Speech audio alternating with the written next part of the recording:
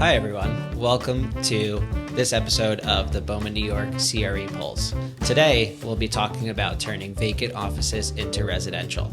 This is a super exciting topic that we're really excited to dive into. It's something you've most likely been hearing for a long time, maybe the past couple of months, maybe the past couple of years. So without further ado, let's jump right in. Today's guests for our podcast are Krista Collier. She's a director of commercial property management at BLD Management Co. Sisto Martello, who is the chief executive officer at Design 2147, and Malik Hajar, who is a senior project manager at Van Barton Group. Welcome, everyone. Thank you. Thanks for having us. So I want to jump right in and hear from everyone. Just get your voices out there and understand what's your current take on commercial to residential conversions here in New York City? Is it a real solution? Is it more hype than reality? I can jump in first. Krista Collier here with BLTG Management. When we talk about the word solution, obviously we have to really narrow down to what we're trying to solve for, right? So the conversation that started really with COVID, but in all reality, I think we can all say it probably was slow moving before COVID even hit, and Absolutely. COVID was more of a catalyst, was the idea that office is actually in this major transition right now. You hear, when you talk about the word hype, you hear things like, oh, office is dying, office is not coming back, everybody's going to be working out of their garage for the rest of the time. And that's just not true. That is absolutely hype. Office is still very strong. It's just the type of office that we're talking about now. Quality, Class A, we say these words, these terms, Class A, Class B, Class C. We're talking, high-end, geared towards more of a hospitality level type of office is incredibly strong.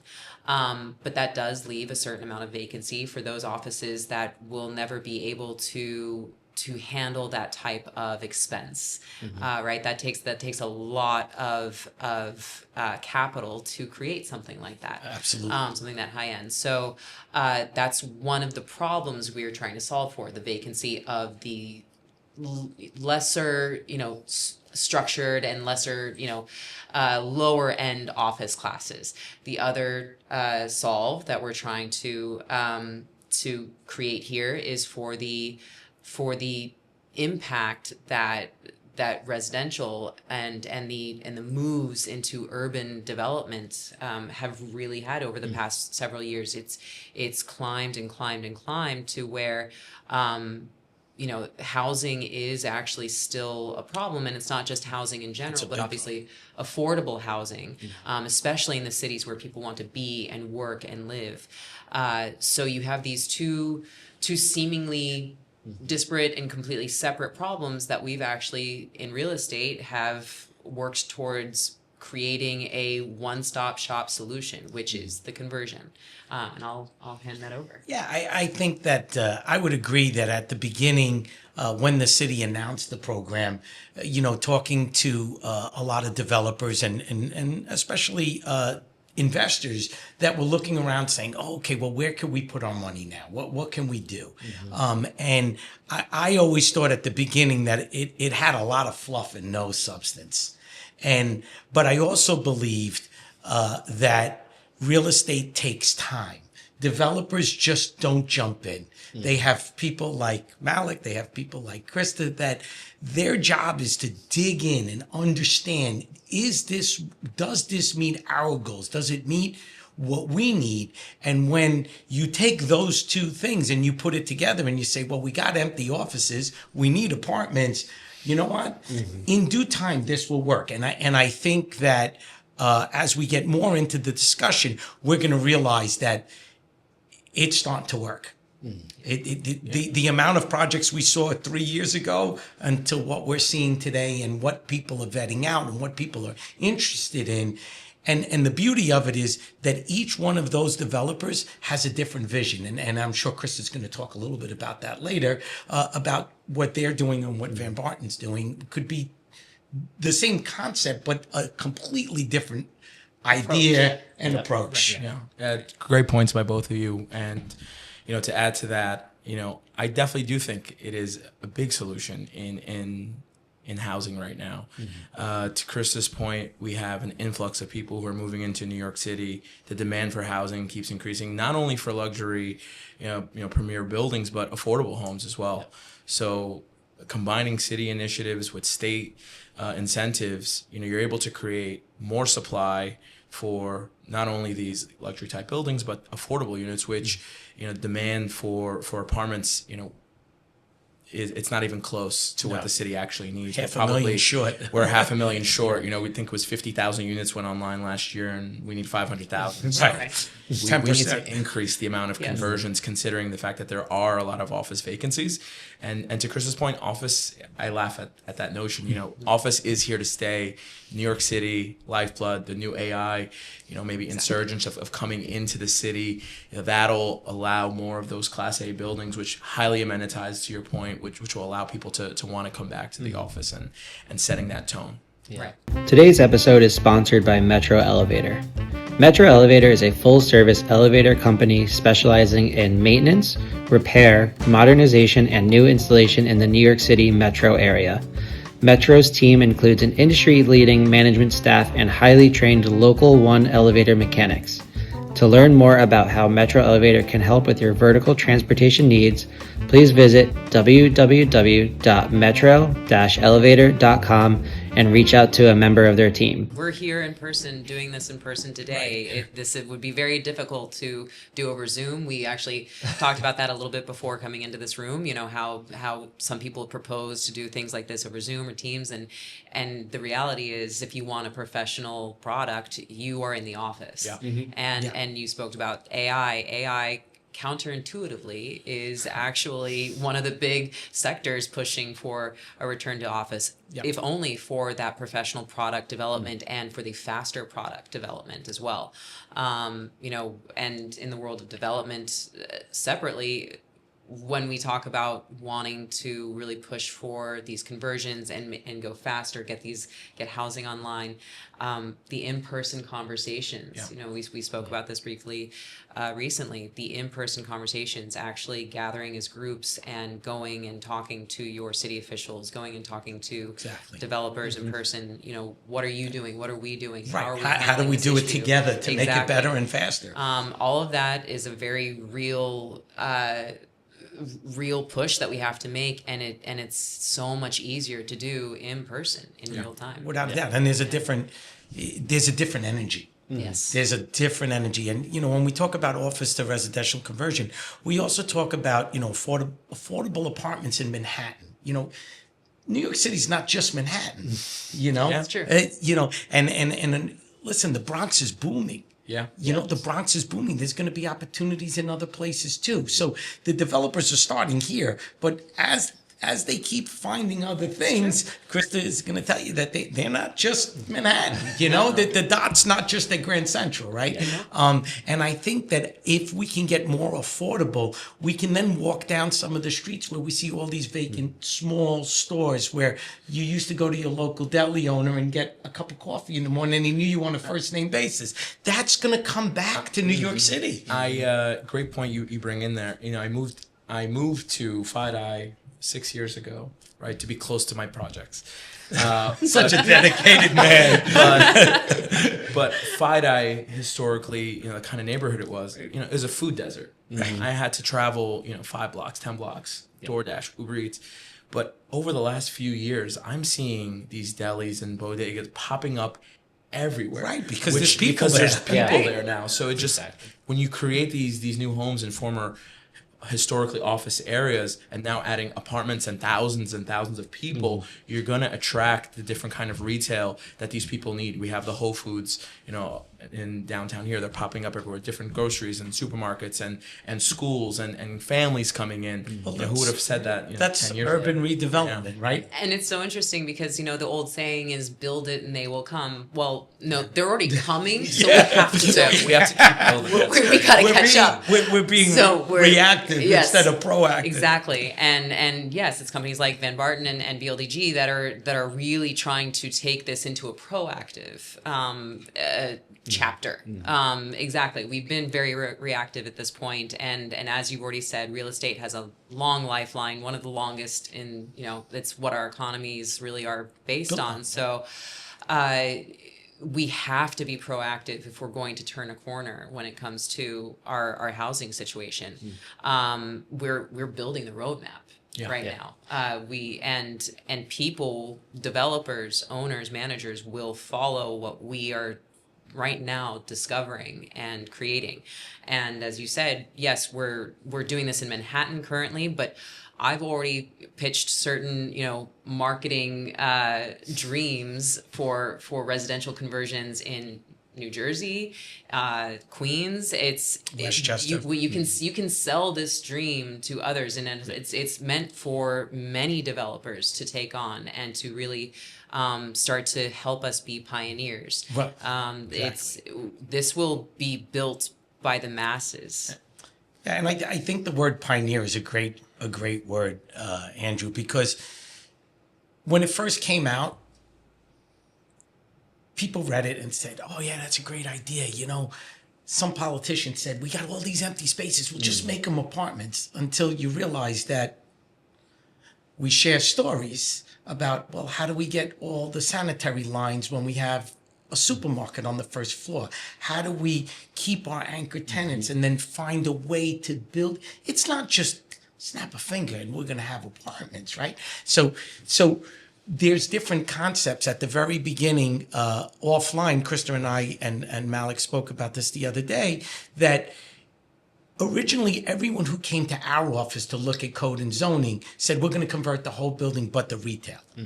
And now Krista's going to tell us what their vision is and what Van Barton's vision and Malik's vision is. And that's two of a few. Right. So we're going to start to see this not only evolve to help the city, but it's going to evolve into a certain way that each developer is going to find a way to utilize their assets. It's different branches, right? And all going to the same end goal, but you have the BLDG route, the Van Barton route, and the many other developers route, all trying to create this housing, to your point. And we're all pioneers because the city hasn't done it. From a code and zoning standpoint, we're finding obstacles because we have outdated codes. We're having new codes that are coming in July.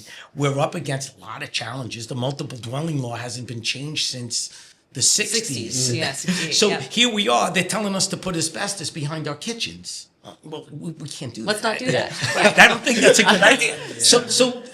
So not only are we reactive and not only are we proactive, but we're battling as the pioneers. We're dealing with the city because every building has a different obstacle to make it happen. Well, and exactly, and to both your points, we are the, I'm going to use the Disney term, we are the Imagineers, and we're devising it, but we had to actually go to the city and get them to say yes first, right? The city of yes, which is this beautiful headline, and it's this great post that everybody gets to say, oh, now we can, now it should be simple.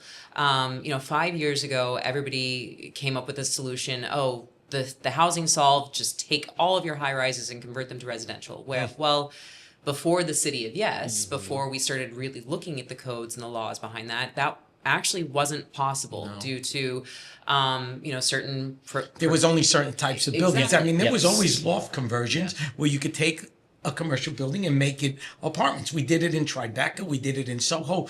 since the 60s, but never at this scale. Exactly. Taking what they were saying, which was something around 80%, some ridiculous percentage of this city, and turning it into residential at that time was impossible. Not feasible at all. It was something, actually, the reality was something around 3%. It was the comparison of the truth versus the hype, again, to use your word, was laughable. Now, with them saying, okay, you can actually build residential underneath office. We can look at these codes. We can change some of these laws.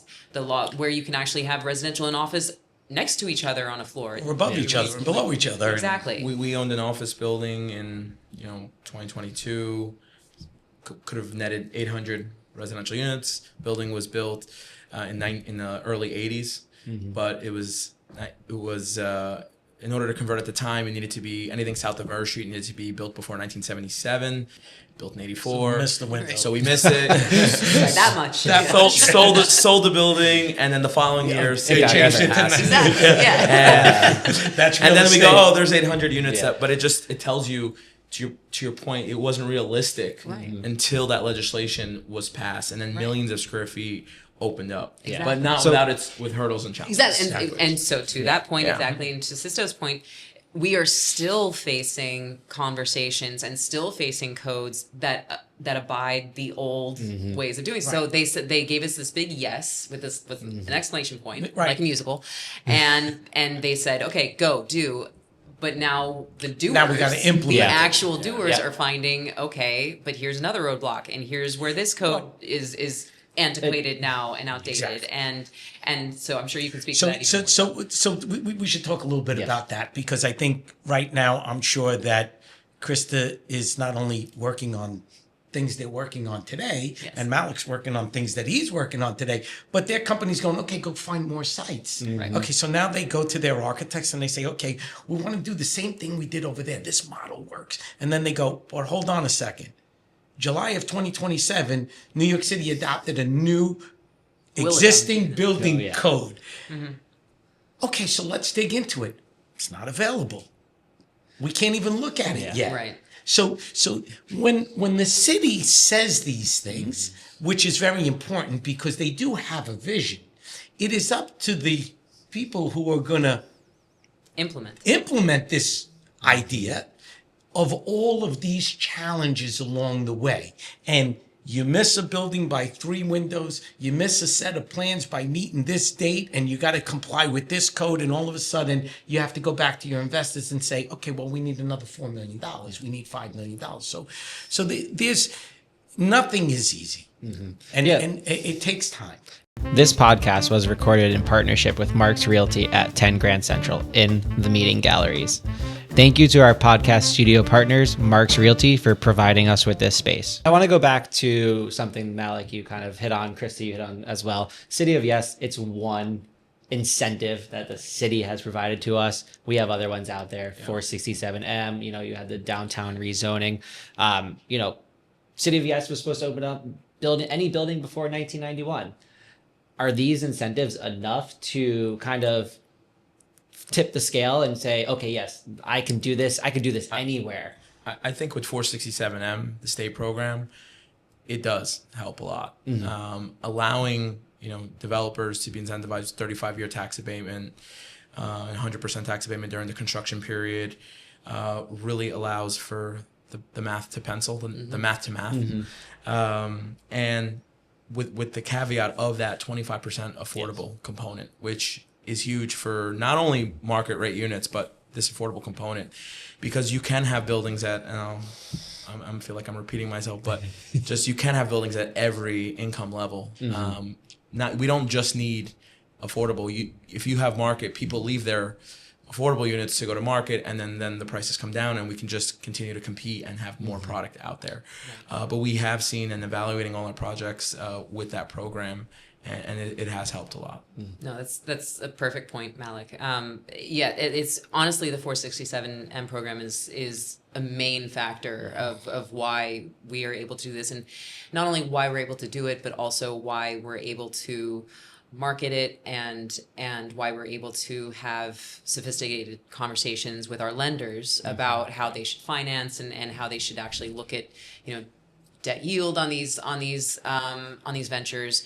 You're in the tax abatement program alone, you're looking at a completely different per square foot revenue source, right? So 30 to 35 years of that abatement, you're looking at anywhere, depending on the building, $400, $500 per square foot of just revenue on top of, obviously it's a different type of revenue, but it's a savings and a certain dollar amount that you're able to actually see and capitalize on top of the incoming income from the tenants. Sure. And pass off to a future seller. Exactly. It's a meaningful per square foot number that you're able to model and project.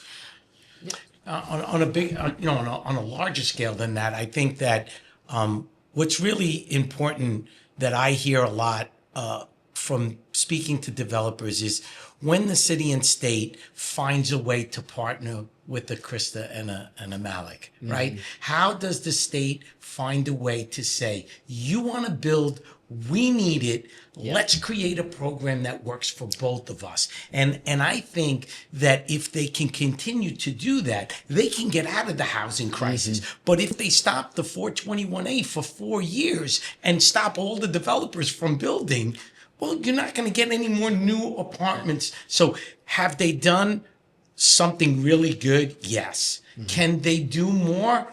Absolutely. Because if they keep incentivizing it, we're all going to be looking for more sites. And to that point, you can plan, you can take advantage of these programs, but you still have to execute, right? And you still have to be able to have the team that can actually do these conversions. And part of that is, with the city creating these initiatives, I want to shout out the major project program on the DOB. 100%. Nice plug there. Great. It's perfect. It's the right opportunity. It's great. So, having that access, which again, we talk about in person, speaking Scott to people. Pavon. Right. Scott Pavon and his team have done a great job on the major projects program. Having that access with expediters, owners, architects to speak through objections, speak through issues, and resolving them in time sensitive matters, right? Which every day counts. And that's So pioneers. key. We Yes. need it. And we need to. And then gonna shout out the mayor's speed task force, which was just passed a few weeks ago, which is supposed to assist us with getting things done quickly. And we will see how that works out, as it's just been rolled out. But having, again, an advocate and communications with DEP, DOB, Correct. FDNY, DOT, Parks. Parks Right. allows us to get Malik's to the getting common all of goal. his plugs right now. All of them. We just need housing. That is a developer and right there. We need housing. Well, I think that the part about that, and I'm sure that offline we talked about this, is that you could build the greatest building in the world and you want to pay off your construction loan, you want to go to permanent financing, and one piece of paper holds you back. Yes. Holds us back as consultants, as expediters. But in the bigger picture, that's nothing compared to what it holds back in the financial world, in creating the incentives, passing certain thresholds you need for certain things. So if the speed program can work, it's a win-win for everyone. And I think part of another shameless plug. I think another part of what we do is also create the incentives as we go, right? So in these conversions, one that I'm working on in particular down on Wall Street, we're converting the lower stack to residential, and the upper stack is remaining office. We relocated several tenants from the lower stack to upper. That took a great deal of time, and now we are basically fully occupied on our upper stack, and we are about to convert our lower stack to residential, right? In so doing, we have to not only keep the building operating, but also reimagine how we structure and build all of our utilities and our energy that we provide for the building. We have come up with a far more sustainable way of providing heat and our utilities throughout the entire building, not just the residential units. That alone is a whole other incentive that should be considered, that the city should be thinking about as it applies to Local Law 97, as it applies to all of Code Green's work in the in the energy world.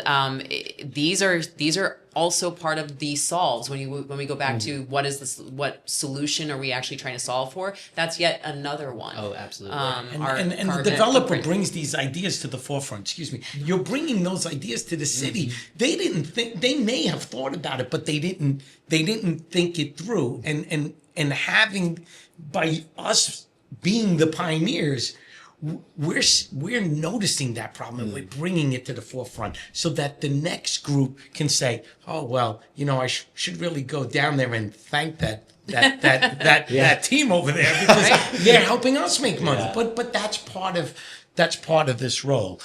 Yeah, to your point, Local 97, which last year, first year reporting year, and these adaptive reuse projects completely align with the city's initiative for both 2024, 2020, and 2030, and long term. We had a conversion, Pearl House, 160 Water Street, where we were emitting 5,000 metric tons of carbon.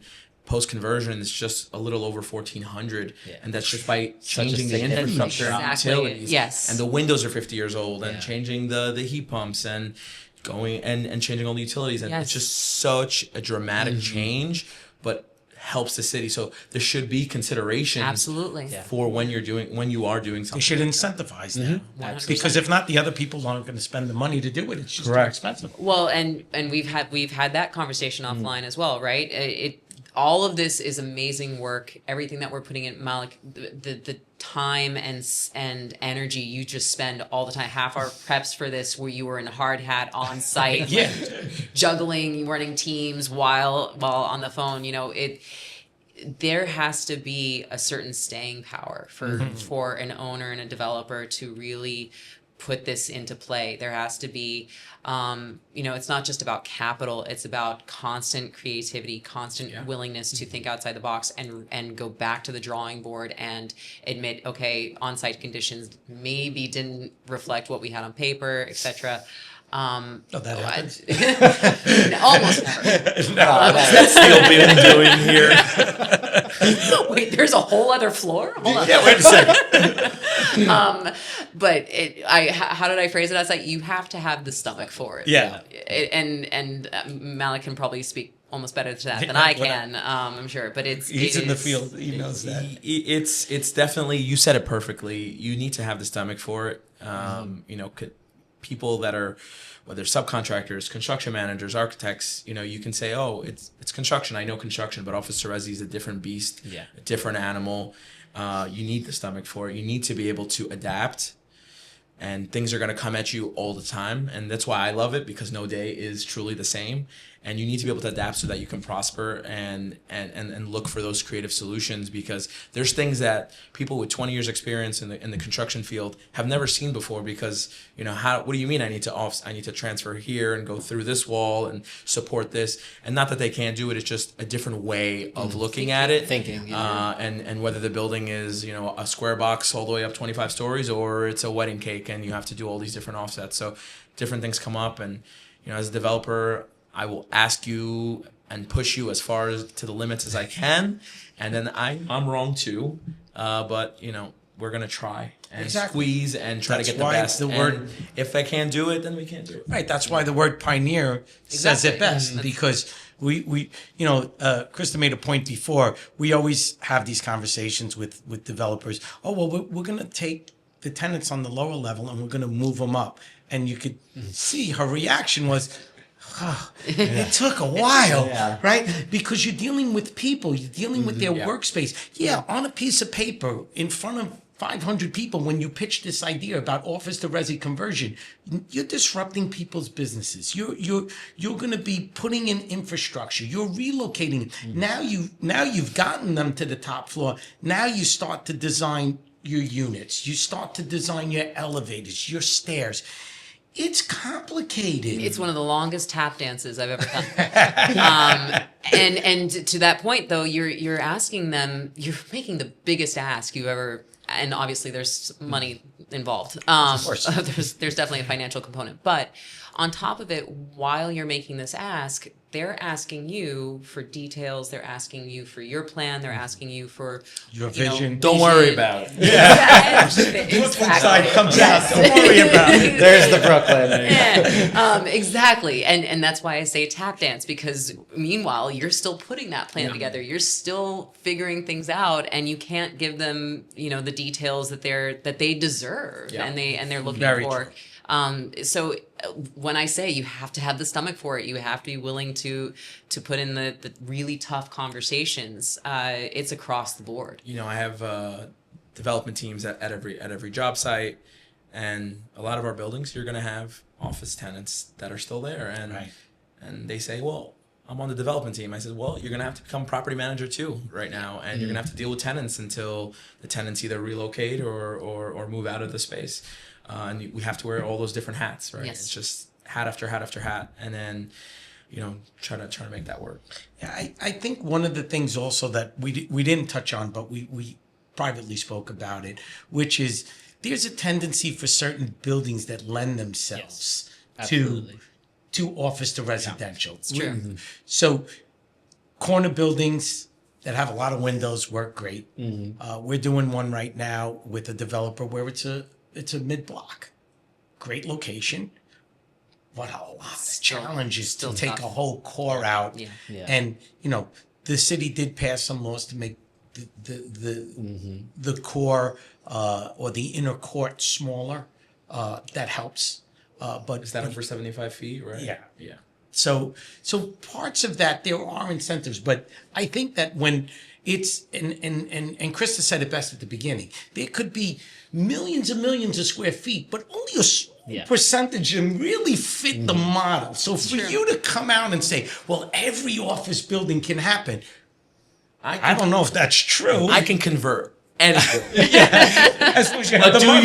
Do you want to? But do you want to? Yeah. Right. Yes. Right. And Exactly. I think we hit on this offline last week when we were kind of scoping everything out here. Krista, to your point, the city is saying, hey, we opened up millions of square feet, but really at the end of the day, it's really that much. And I guess that kind of pivots into, Krista, you're undergoing 100 Wall Street right now. Malik, you've done a couple projects. I know you're over on 43rd Street right now.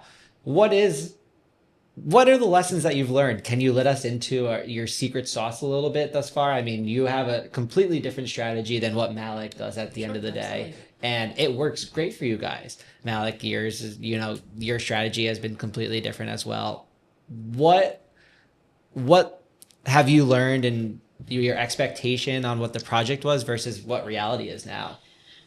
So I will say the secret sauce is still cooking. We have not put it into a jar and actually sent it off for to market yet. And I think that's still going to take some time. Yeah. Real estate, like we said, has just a very long lifeline, and we are only truly at the beginning of developing this roadmap. So I can tell you what we are currently modeling and working on, and how it's going for us now. And then hopefully we'll do another podcast in 5 years to do a look back, and I will tell you how all of our returns came out.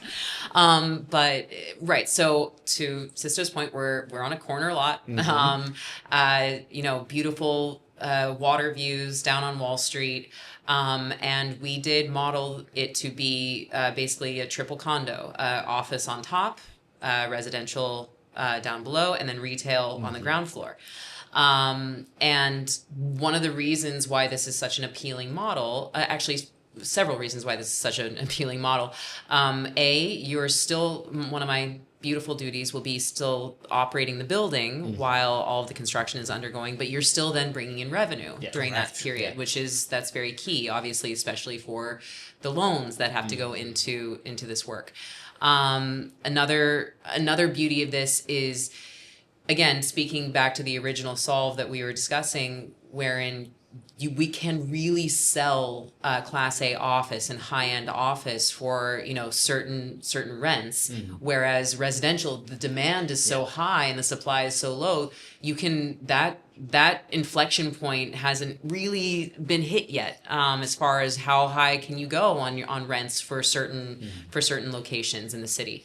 So we are, at this particular site, able to max out on very high rents for office with extreme gorgeous, conference room views, the works. And then we're still able to also max out on the residential rents and work in the affordable component to its max on revenue on the residential side. And then, of course, then you have the retail component who's looking to come in at a higher dollar because of everything There's that more you've people. done. Exactly. Yeah. So the model really, on paper, I'll say this now, on paper is a strong sell. And what does that do? That incentivizes and entices certain types of lenders to get involved. And we'll talk about this probably a little bit more, but really part of building this roadmap and working together as owners, managers, developers is making sure that we have the ability to keep doing this with banks, with lenders in the future. You want it to be right? We want them to continue having this dream with us and building this dream with us and continue to finance intelligently and to work with us on how we actually pursue these goals and what does that financing actually look like 3 years from now once we've proven out these models. What could we possibly do if they were willing to work with us? So that's a huge part and parcel as to why corner lots, why you really have to find these gems to convert right now, because the hard sells are obviously harder to finance, they're harder to partner on. It's harder to model those returns, especially in a certain time period. So the more we do it and the more we actually prove out a return here, the easier it will be to actually work financially on this year over year, I think. Yeah. I won't give you my secret sauce is still stewing. I didn't think you were going. Exactly. I didn't think either of you were going. It's a very deep bone broth going on for years and years and years. But Family recipe. family recipe. It's my grandmother's. V on the bottom.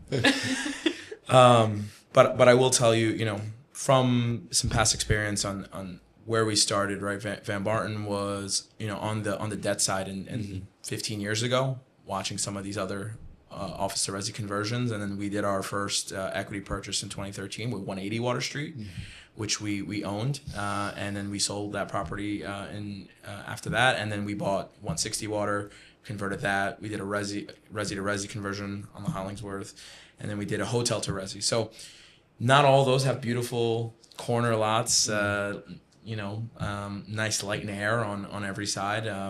We do have a couple of them were attached and mid block, but that's where the creative strategies come in. That's where your consultants are really key in having a creative group of architects, structural engineers, expediters, MEP engineers, construction managers.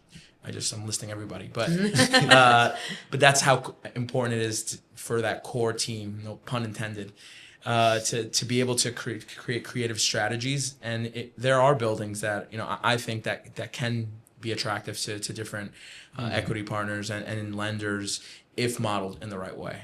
I think that even I can say this not on the development side but on the consultant side. I think the secret sauce is building the right team. From the very, very top all the way down to the last person, because I think Krista said financing is so big. Your architect, their vision, your vision, understanding what the city will accept, what they won't accept. Everybody has to be in the model. And a lot of times, especially here in New York City, everyone has a niche. Yes. And putting your team together that wants to be in this niche, it's scary. And you know why it's scary? Because nobody's done it before. So when they say, oh, Sisto, can we get this approved? I don't want these windows. And we go, I don't know. We're going to have to find out. You need people to buy into that concept. We need to put steel over this. Malik's like, yeah, we could do it, right? I make a lot of assumptions that I get corrected. But you also have subs that are willing. They believe in you. Yeah. They believe in your vision. So I truly believe that you and I'm a huge proponent of the power of people. You want people on your team to do these conversions, to be the ones to say, yes, I want to be in the forefront. If your team is made up of, I don't know, maybe. Yeah. This is a difficult stomachs for it. You Right, gotta stomach have for it. that Yeah. stomach. And to that point, it even goes down to the engineers on the job and the building engineers Yeah. that you're working Everybody. with. The people who have already been with the systems that you're about to take over and transform. Yeah. You have to listen to everybody. Yeah. Takes a village at the end of the day. It's true. So, what is common misconceptions that when you're undergoing one of these conversions? You can do this. Oh, you can't do that. Oh, you have to take, X amount of space out. What's something that you've run into thus far that has kind of you've been able to debunk a little bit? Well, we've already talked a lot about kind of the overarching misconceptions, and very broadly about how you have to go and get people to understand, well, we're working with a new wave here. But also to get into the weeds just a little bit, if you're looking for kind of a specific fun detail. So again, residential on bottom, office on top, which to this point hasn't been done, right? It's always been residential on top. And that's, I grew up in real estate with that just being, no, it's residential top. You never see office on top. It's kind of like seeing, a horse backwards. It's just, it took a minute. And it's still taking a minute for the city to wrap its head around, obviously. So when we started talking about trash chutes, Yes. Yeah. for residential, you always have to have a trash chute, whereas in office, nobody has a trash chute. You have a cleaning service that comes and picks up the trash. And yes, I'm talking about trash on a podcast, but if you're looking for a detail, this is a fun one. Well, it's an important piece. It's a hugely important piece Now you have because me thinking, where does it start and where does it end? Right. there you go. There you go. So trash chute always had to go 6 feet above the roof. That was just because of fire code. Obviously, and smoke. Yeah. Exactly. So, but we're going right. But we have so many square feet that have nothing to do with your trash chute, the trash chute won't even be a part of it. And for us, it started this is all areas of a building built in the 60s. So you mentioned asbestos. As we know, at that time, it was widely part of the construction. And if you don't disturb it, everything's fine. That's just, everybody knows that. But we were about to talk about disturbing, thousands of square feet for almost no reason.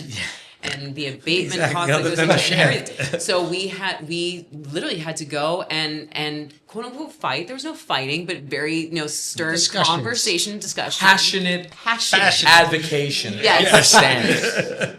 That's perfect. Now look at And it. we're going to hold on to that. You should trademark that. You're going to use that again, Krista. I think I need a T-shirt for that. I'm passionate about my conversions. Yeah. And we had to have these conversations. We had a perfect spot for where we could release the chute off of our mechanical room on the 12th floor. We had no windows, everything. I won't go into every detail, but we had this idea.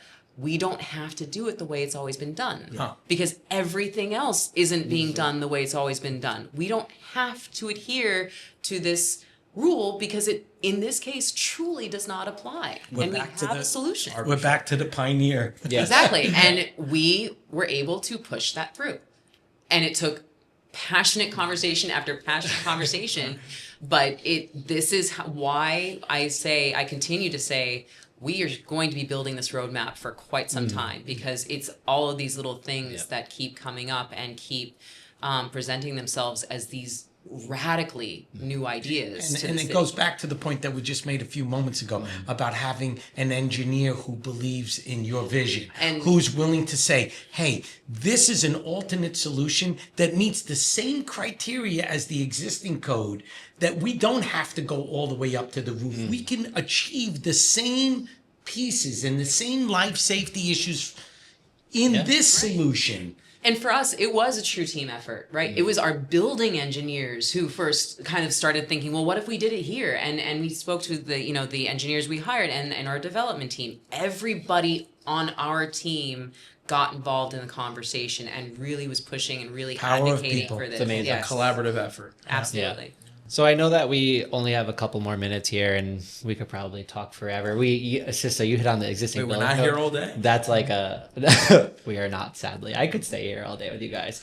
But Krista, you hit on it a little bit. Malik, you as well. Sista, you as well. When I originally asked you guys last week, what's your take on conversions over the next 3 to 5 years? You're like, 3 to 5 years. I'm already past that, way past that. So I'll revise the question a little bit. 10 to 20 years. So what's our take? High, low? We want to keep doing this. Incentives are going to increase as long as the state's working with us, the city's working with us. What's your take? Sure. So 10 to 20. Way to move the goalpost. I tried. I think definitely I can look out 10 years from now. 20 might be, am I even still working? I don't know. But 10 years from now, I can look out and say, yes, I think in New York, 5 boroughs, I definitely think it's New York City. I believe it's the mecca and many people are going to continuously come into this city and want to live here and want to be here, come out of college or get their job here and live in this environment. And I think that's just you're going to need that demand for housing. And with these incentives that, yes, it's a 35-year, but every 2 years it drops back. So in 10 years from now, it'll probably be 15 or 20 years remaining on that abatement. So I still think that they are incentivized. And I think as we continue this and they see in the next 3 to 5 years, you actually see the benefits of this housing and you see how many people are being able to get housed, that the state and city will maybe come up with something else, right? It was 421A, it was a different one before. Maybe there'll be more 485X. There'll be more incentives to allow developers to do this. And for us on the horizon is we're looking beyond New York as well. We want to take this strategy, which has been successful for us, and take it to other markets such as Boston or Seattle or San Francisco, different parts of the country, because we think there's a lot of, it's not just New York that has a housing crisis, it's places outside of New York, right? And looking outward to different markets, we think, we can bring that and convert a lot of those office buildings as well. I think I watched the full transformation in Williamsburg and Long Island City. We built one of the very first towers in Long Island City for a developer, and within 10 years, it blew up, and there's still holes getting dug today, and still it's a city. So they always say in the stock market, are you buy or hold? Definitely a buy. I think that there are the growth of that 3% that Krista threw out there. I think that as pioneers find ways to do this, that number will continue to grow because there'll just be more opportunities because they can use the Van Barton, they can use the BLD as a place to say this is successful. And other people, it's a copycat league, as they say in the NFL. If they can do it, why can't we? So I do believe that it's a buy. Yeah, so I will say one of the things that I'm most excited about, we're talking about just converting in general and providing housing. I'm excited to see when we truly have kind of a history behind us of housing being so closely intermixed and the operations of housing and office so closely intermixed, what that does to the intelligence of our buildings and the intelligence of our building systems.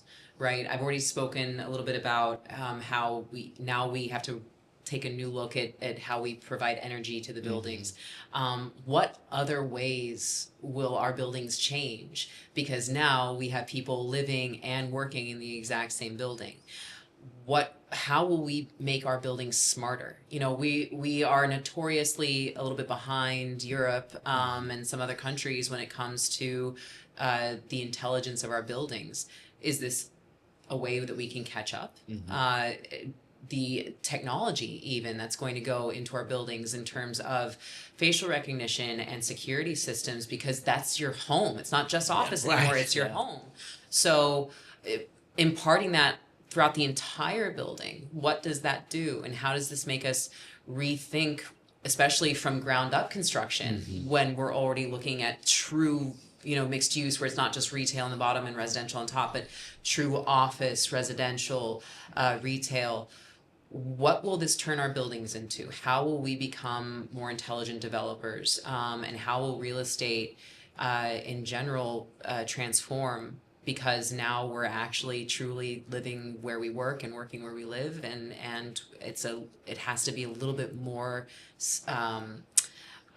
mutually beneficial. Yeah. Well, that's wonderful. All amazing points. Krista, Sisso, Malik, thank you so much for your time today. Thank you. It was a wonderful and engaging conversation. I feel like we could have gone on for hours. And